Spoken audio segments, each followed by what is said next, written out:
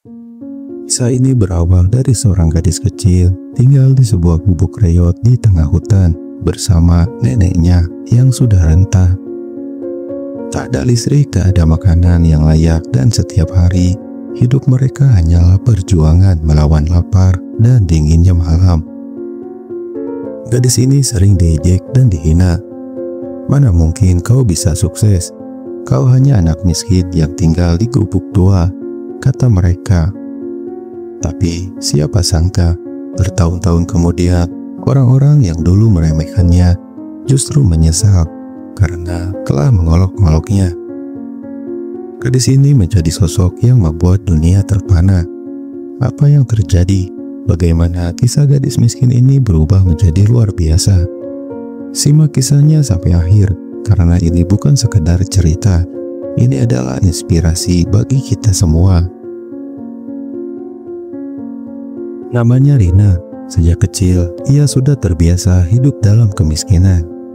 Ayah dan ibunya meninggal dalam kecelakaan, meninggalkannya dalam asuhan sang nenek yang hanya bisa mengandalkan hasil kebun kecil di belakang rumah mereka. Setiap pagi, Rina berjalan kaki ke sekolah dengan perut kosong. Ia mengenakan seragam yang lusuh dan sepatu yang solnya hampir copot. Ketika di sekolah, ia selalu menjadi bahan olokan. "Hei, si miskin datang lagi. Pasti belum makan ya?" kata seorang anak kaya sambil tertawa. Rina hanya tersenyum pahit. Dia tahu hidupnya sulit, tapi dia tak pernah mengeluh. Suatu malam, sebuah badai besar melanda desa. Angin kencang menerjang gubuk mereka. Rina dan neneknya hanya bisa berpegangan satu sama lain, berdoa agar atap rumah mereka tidak terbawa angin. Namun, takdir berkata lain. Gubuk mereka roboh. Rina dan neneknya kehilangan segalanya. Keesokan harinya, mereka berjalan ke desa meminta bantuan. Tapi yang mereka dapatkan hanyalah ejekan dan tatapan merendahkan.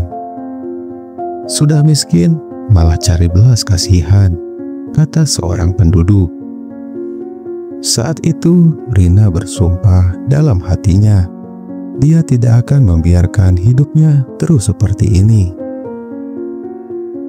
Rina mulai bekerja siang dan malam. Ia membantu neneknya berkebun, menjual hasil panen ke pasar, dan bahkan belajar membuat kerajinan tangan dari daun dan bambu untuk ia jual. Namun cobaan tak berhenti datang. Suatu hari, neneknya jatuh sakit parah.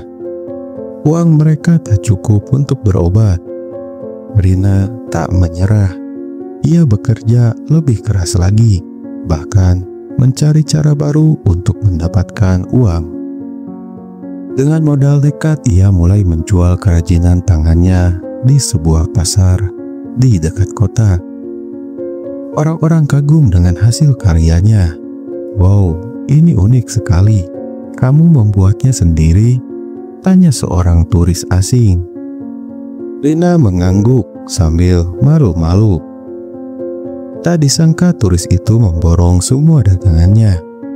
Berkat uang itu, Rina bisa membawa neneknya ke sebuah klinik. Dari situlah hidupnya mulai berubah. Siapa sangka kerajinan tangan Rina semakin terkenal.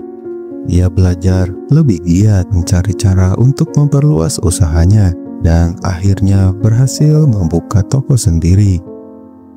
Singkat cerita, tahun demi tahun berlalu, bisnis Rina terus berkembang.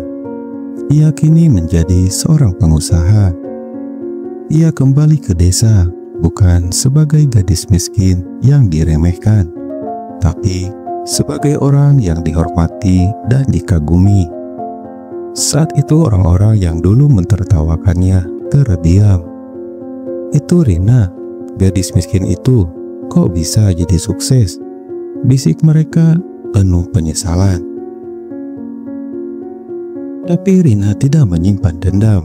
Sebaliknya, ia membangun sekolah gratis untuk anak-anak miskin agar mereka tidak mengalami penderitaan seperti dirinya dulu. Ia juga membantu para penduduk desa agar mereka bisa hidup lebih baik.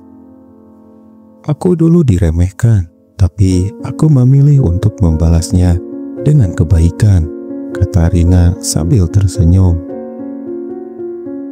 Kisah Rina adalah bukti bahwa kemiskinan bukanlah akhir dari segalanya.